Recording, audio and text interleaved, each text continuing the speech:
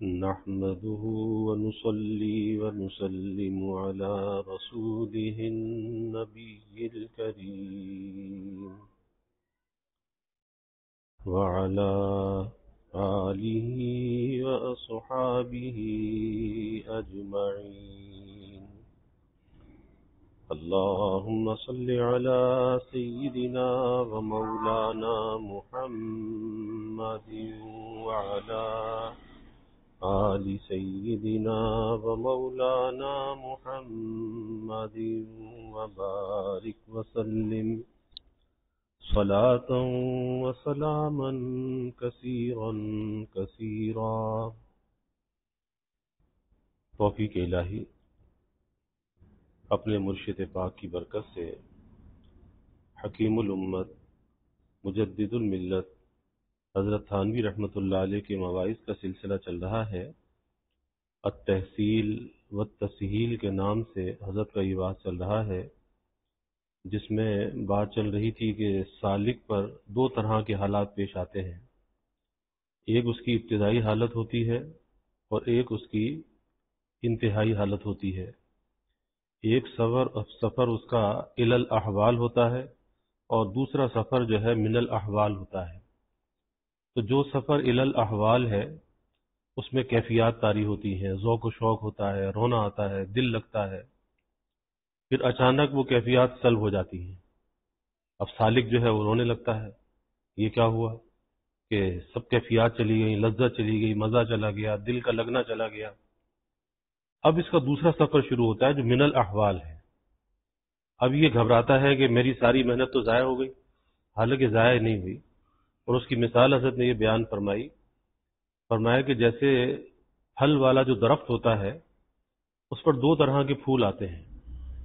پہلے جو پھول آتا ہے وہ پھول خام ہوتا ہے، پورا درخت بھر جاتا ہے اور پھر وہ سارا پھول گر جاتا ہے.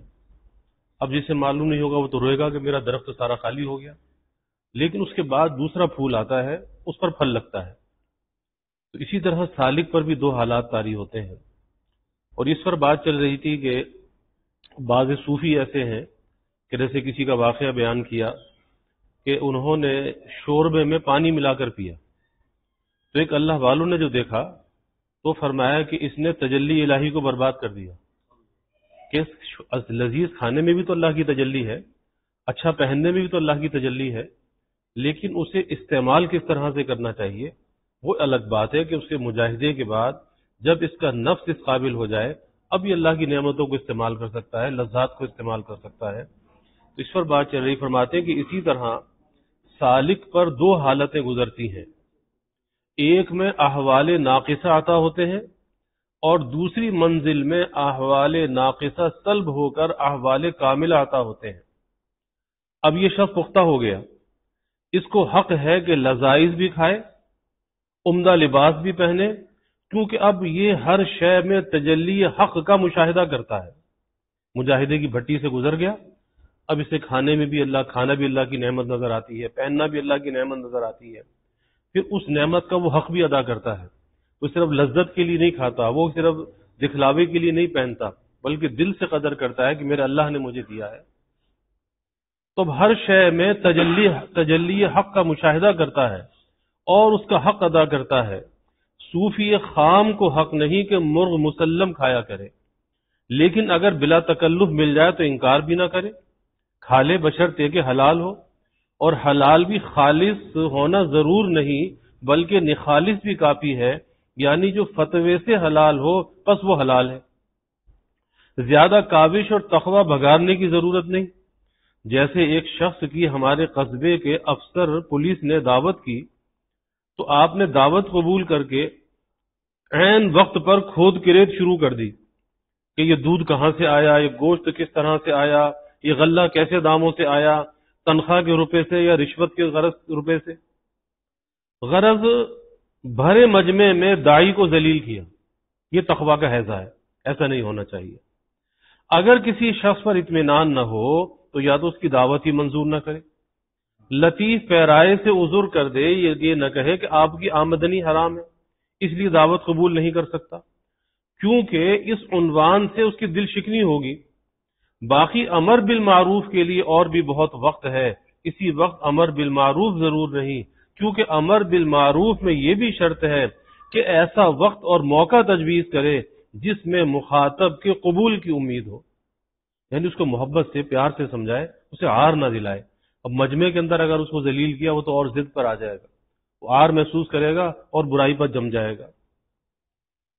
تو جہاں قبول کی امید ہو، بس یا تو عذر کر دے یا یہ کر دے جیسے میں نے ایک تھانے دار سے معاملہ کیا، انہوں نے میری دعوت کی، میں نے مجمع کے سامنے تو بلا شرط قبول کر لی، پھر تنہائی میں لے جا کر ان سے کہہ دیا کہ ذرا کھانے میں اس کی رعایت رکھی جائے کہ تمام سامان تنخواہ کی رقم سے کیا جائے۔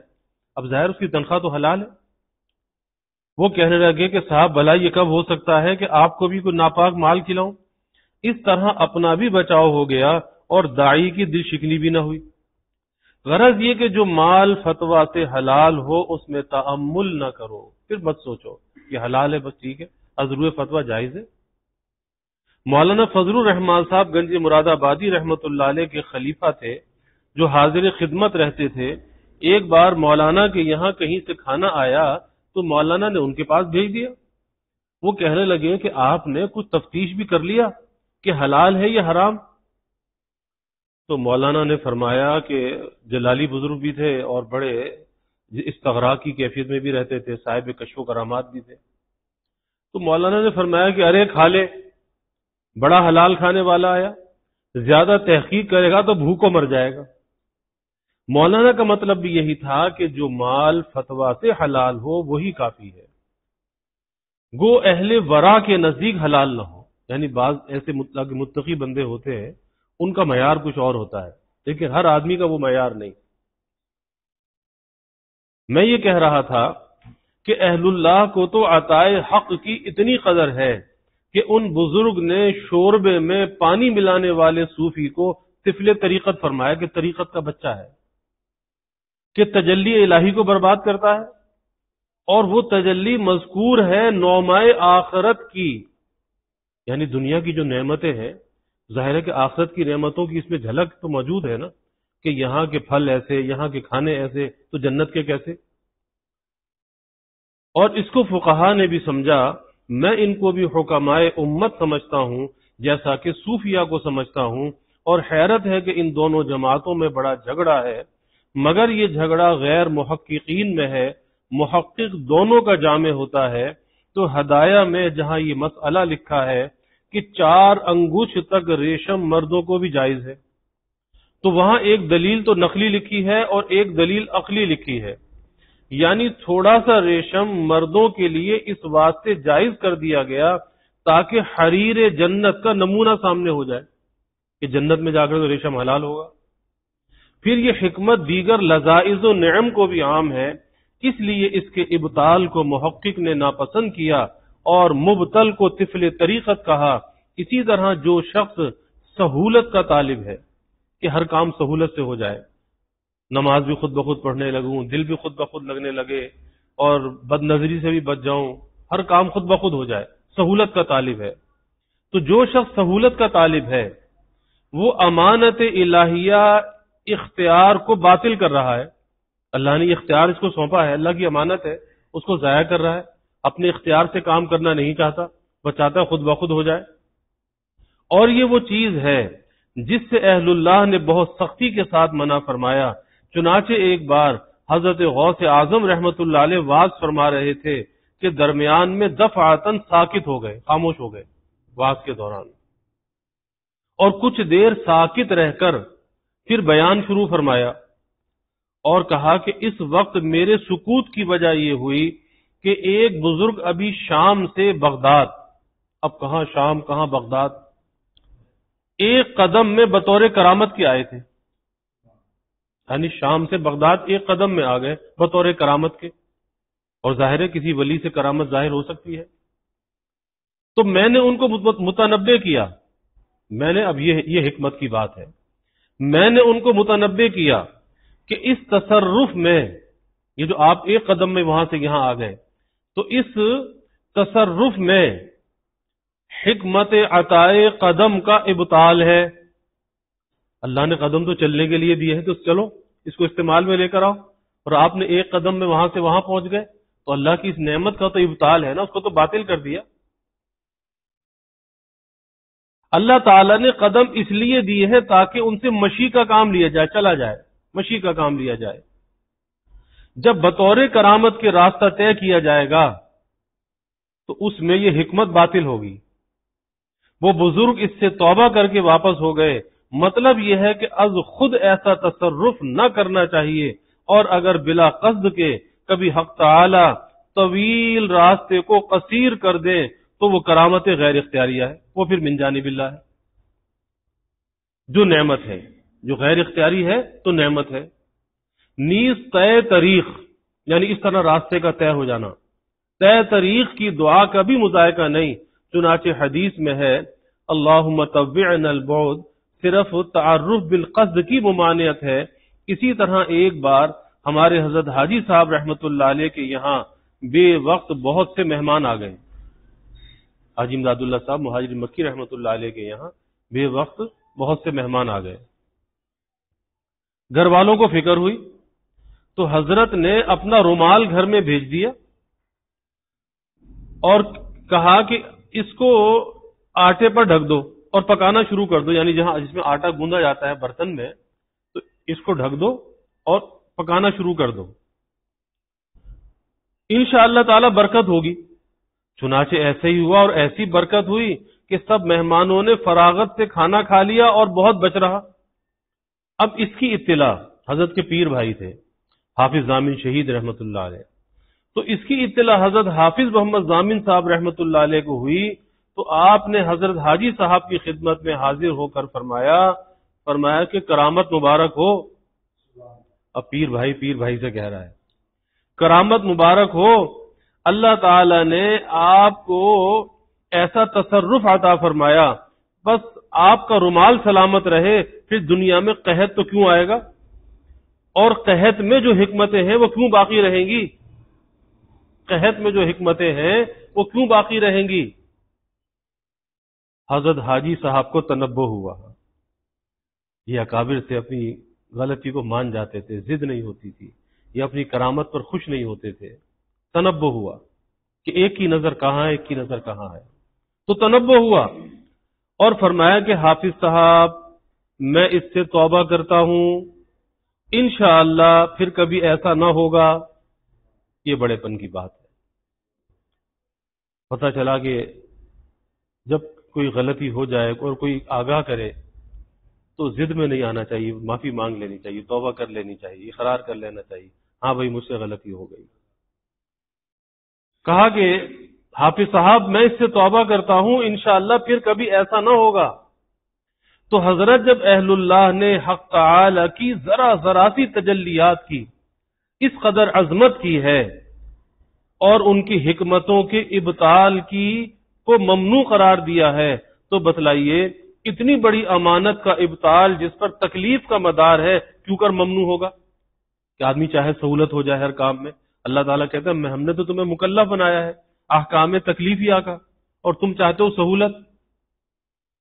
اب میں ان لوگوں کو متنبہ کرتا ہوں جو طریق میں سہولت کے طالب ہیں کہ وہ اس بے ادبی سے توبہ کرے، جس کا بے ادبی ہونا بھی شاید ان کو اب تک معلوم نہ ہوا ہوگا، بلکہ وہ اب تک اس طلب سہولت کو دینداری سمجھتے ہوں گے،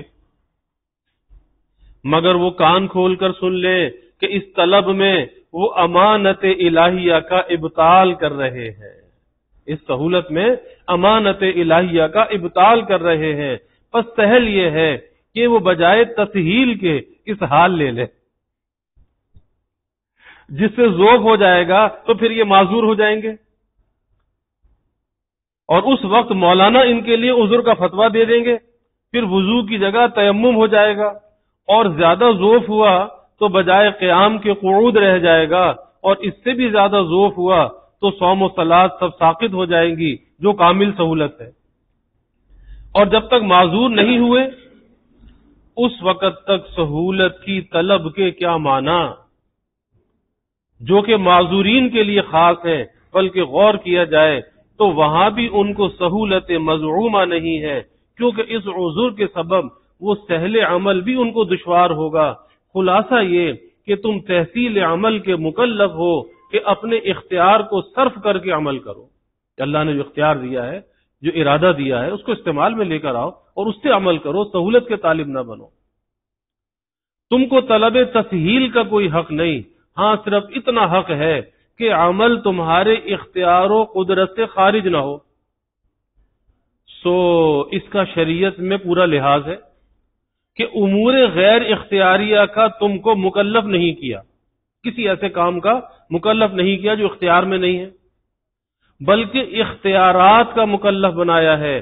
اب تم یہ چاہتے ہو کہ اختیارات میں ارادہ و اختیار و قدرت کے استعمال کی بھی ضرورت نہ رہے، اس کا تم کو کیا حق ہے، بلکہ اس میں سراسر ابطال امانت اختیار ہے جس کا جرم ہونا اوپر واضح ہو گیا۔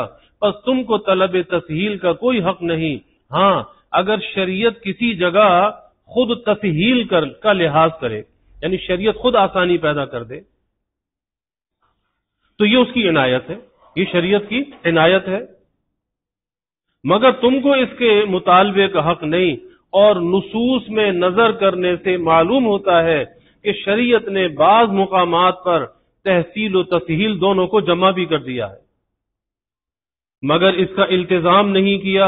بعض جگہ محض تحصیل عمل کا امر ہے، تحصیل مبحوث عن کی رعایت نہیں، اور تفصیل اس اجمال کی یہ ہے کہ شریعت میں کہیں تو صرف امر و نہیں ہے، یہ کرو یہ نہ کرو، کہ اس کام کو کرو اور اس کو نہ کرو، یہ تو تحصیل کا عنوان ہے، اور کہیں امر و نہیں کے ساتھ سہولت عمل کا طریقہ بھی بتلا دیا، جس میں تکلیف و عنایت دونوں کو جمع کر دیا کہ کرنے میں تکلیف ہے لیکن اس کی سہولت کا طریقہ بتا دیا، یہ ان کی عنایت ہے۔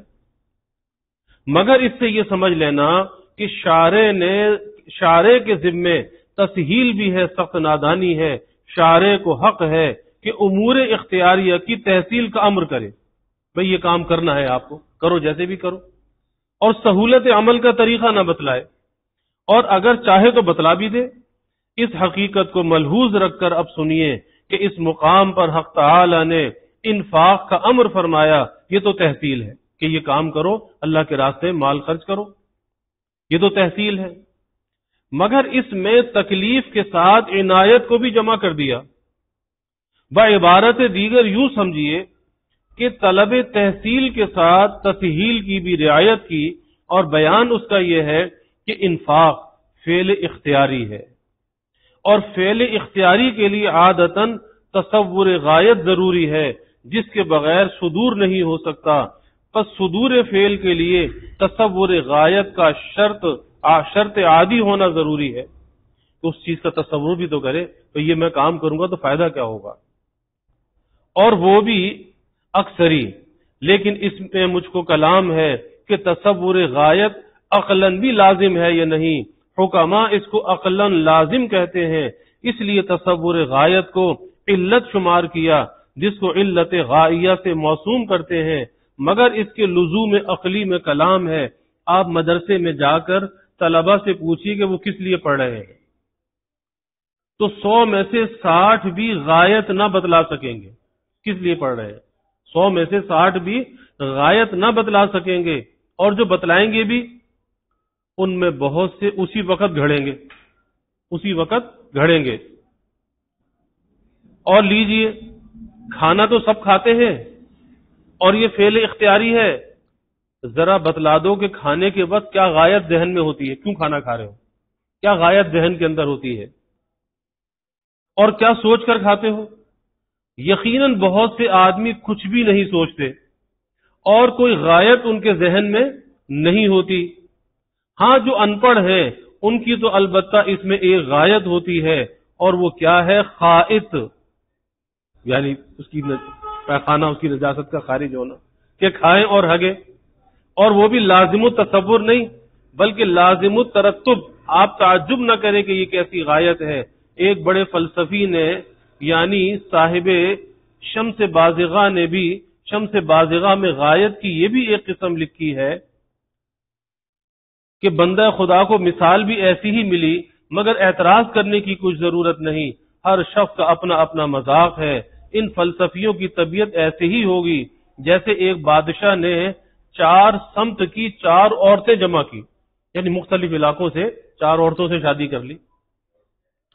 ایک دفعہ اس نے سب کی طباع کا امتحان کیا، طبیعتیں مختلف ہوتی ہیں، تو بادشاہ نے سب کا امتحان کرنا چاہا اور رات کے اخیر حصے میں سب سے پوچھا، چاروں سے، کہ اب کیا وقت ہے، اب کیا وقت ہے.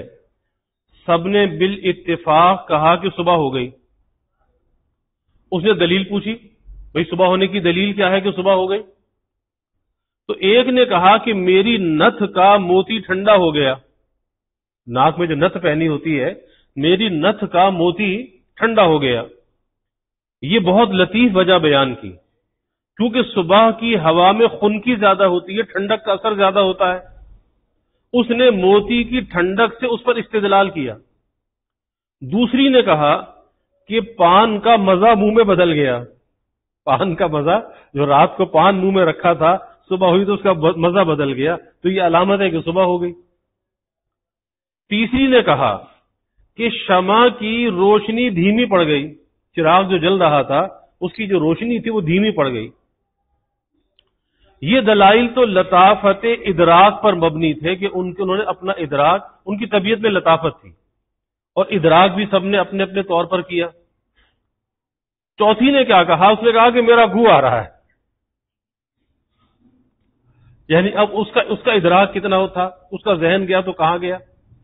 بادشاہ نے اس بیوی کو الگ کر دیا کیونکہ اس کے جواب میں کثافت فہم مترشح تھی. اسی طرح آدمی جو ہے نا اپنے کلام سے پہچانا جاتا ہے. بظاہر دیکھنے میں بہت اچھا آدمی لگتا ہے، لیکن جب وہ گفتگو کرتا ہے اور اس گفتگو کے اندر جو اس کے الفاظ کا انتخاب، الفاظ کا جو چناؤ ہوتا ہے، اس سے پتہ چلتا ہے کہ اس کی طبیعت کیسی ہے، اس کی طبیعت میں لطافت ہے، کثافت ہے، آخر اس کی طبیعت ہے کیسی. اس کے الفاظ سے پتہ چل جاتا ہے کہ اس کے اندر کیا ہے. بادشاہ نے اس کو فوراً الگ کر دیا کیونکہ اس کے جواب میں کثافت فہم مترشح تھی. تو جیسے ان جوابات کی بنا اختلاف مذاق پر تھی کہ ایک کا کیا مذاق، ایک کا کیا مذاق، ایسے ہی شمس بازغہ کی مثال ان فلسفیوں کے مذاق کی خبر دے رہی ہے. غرض مجھے افعال اختیاریہ میں تصور غایت کا لزوم عقلی مسلم نہیں، ورنہ تخالف نہ ہوتا. ہاں یہ ضرور ہے کہ بعادت اکثریہ بدون تصور غائب کے افعال اختیاریہ کا صدور دشوار ہے. یعنی جب تک ایک سامنے کی کوئی غایت ہوتی ہے آدمی وہ کام آسانی سے کر لیتا ہے، اور اگر غایت پیش نظر نہیں ہوتی وہ کام کرنا دشوار ہوتا ہے. خصوصاً افعال شاقہ کا جو مشکل کام ہے، مشقت والے، اور انفاق اللہ کے راستے میں خرچ کرنا فعل شاق ہے. تو اس کے قبل اس کی غایت کا تصور ضروری ہوگا. سو یہاں 2 غایتیں مذکور ہیں. اول غایت تو یہ بیان فرمائی ابتغاء مرضات اللہ، کہ وہ لوگ اپنا مال خرچ کرتے ہیں اللہ تعالی کی رضا طلب کرنے کے لیے. ایک غایت یہ ہو گئی. اس غایت کا اثر تو تحصیل ہے کہ اس کے تصور کے بغیر اس فعل اختیاری کا صدور عادتاً دشوار ہے. بھئی کیوں خرچ کر رہے ہو؟ اللہ راضی ہوگا، اللہ کی رضا حاصل ہوگی. تو یہ پہلی غایت ہے. اس کے بعد ایک اور غایت بیان فرماتے ہیں، وَتَثْبِيتًا مِّنْ أَنفُسِهِمْ. مفسرین نے لکھا ہے کہ یہاں من بمعنی لام ہے کہ ای تثبیتا لانفسہم، یعنی دوسری غرض انفاق میں یہ ہوتی ہے کہ اپنے نفسوں میں اعمال کے اندر پختگی پیدا کریں، اپنے نفسوں میں اعمال کے اندر پختگی پیدا کریں. اور اس کا حاصل یہ ہے کہ بعض بخیلوں کو انفاق میں بہت دشواری ہوتی ہے، جس کی طبیعت میں بخل ہوگا، اور جس کا مذاق یہ ہوتا ہے گر جاں طلبی مذائقہ نیست در زر طلبی سخن دریست، کہ اگر جان طلب کرو تو کوئی حرج نہیں، مگر مال اگر طلب کرو گے تو اس میں مجھ کو اعتراض ہوگا. یعنی جان کی مشقت سے تو اعتراض نہیں، لیکن مال میں نہیں خرچ کر سکتا. جیسا مولانا روم رحمت اللہ علیہ نے ایک بدوی کا قصہ لکھا ہے کہ سفر میں ایک کتا اس کا رفیق تھا، یعنی کتا اس کے ساتھ تھا. وہ مرنے لگا تو بدوی اس کی مفارقت کے غم میں رونے لگا. کسی مسافر نے پوچھا کہ بھئی تو کیوں روتا ہے؟ تو کہا کہ یہ کتا میرا رفیق سفر تھا، اب یہ مر رہا ہے اور میں اس کے غم میں رو رہا ہوں۔ پوچھا کہ اس کو تکلیف کیا ہے؟ کہا کہ بھوکا ہے، فاقے سے مر رہا ہے۔ تو اس نے دیکھا کہ ایک طرف ایک پوٹلا بندھا ہوا رکھا ہے، تو بدوی سے پوچھا کہ پوٹلے میں کیا ہے؟ کہا کہ سوکھی روٹیاں۔ تو کہا کہ ظالم، جب تجھے اپنے کتے سے اس قدر محبت ہے کہ اس کے غم میں رو رہا ہے اور وہ فاقے سے مر رہا ہے، تو اس میں سے ایک روٹی نکال کر کیوں نہیں کھلا دیتا؟ تو وہ کہتا ہے گفت ناید بے درم در راہ نا لیک حق آب دو دیدہ رائے گاں۔ اس نے کہا کہ روٹی تو بغیر مال کے نہیں ملتی، اور آنسو تو مفت کے نکل آتے ہیں، تو مفت کے آنسو تو بہا سکتا ہوں لیکن پیسے کی روٹی نہیں کھلا سکتا اس کو، کہ مجھے اس سے اتنی محبت نہیں کہ جو اسے روٹیاں کھلا دوں۔ دام روٹی کو تو دام لگے ہیں، یعنی پیسوں سے آئی ہے، اور آنسو تو مفت کے ہیں، بس میں اتنی ہی محبت رکھتا ہوں کہ اس کو رو لوں۔ تو حق تعالی و تثبیتا من انفسہم میں ایسے بخیلوں کے لیے انفاق کی دشواری اور تنگی رفع کرنے کا طریقہ بتلاتے ہیں کہ تم انفاق اسی نیت سے کرو کہ اس سے نفس میں قوت پیدا ہوگی اور انفاق سہل ہو جائے گا، آسان ہو جائے گا۔ بار بار اسی نیت سے انفاق کرو تو یہ مادہ راسخ ہو جائے گا۔ اس غایت کا اثر تسہیل ہے، اور جو طریقہ سہولت انفاق کا یہاں بتلایا گیا یہ تمام اعمال میں جاری ہے کہ تکرار عمل سے ہر عمل صعب سہل ہو جاتا ہے۔ کتنا ہی مشکل سے مشکل کام ہو، جب آدمی بار بار اسے کرتا ہے، بار بار اسے کرتا ہے، تو اس کے اندر آسانی ہونے لگتی ہے۔ گو فطری خلق کی برابر سہولت نہ ہو، یعنی جیسے فطری سخی، یعنی فطرتاً طبیعت میں سخاوت ہوتی ہے، بعضوں کے بخل ہوتا ہے، تو فطری سخی کو انفاق میں سہولت ہوتی ہے، ویسی آسانی گو نہ ہو مگر تکرار سے بھی بہت کچھ سہولت ہو جاتی ہے، خصوصاً جب کہ تکرار اسی غرض سے ہو تاکہ عمل سہل ہو جائے، اور یہ غرض وہ بذات مقصود نہیں بلکہ غرض اول اصل ہے اللہ تعالیٰ کی رضا۔ مگر چونکہ اس بخیل کو انفاق دشوار تھا، اس لیے دوسری غرض کو تسہیل کے لیے بیان فرما دیا۔ اللہ تعالیٰ کا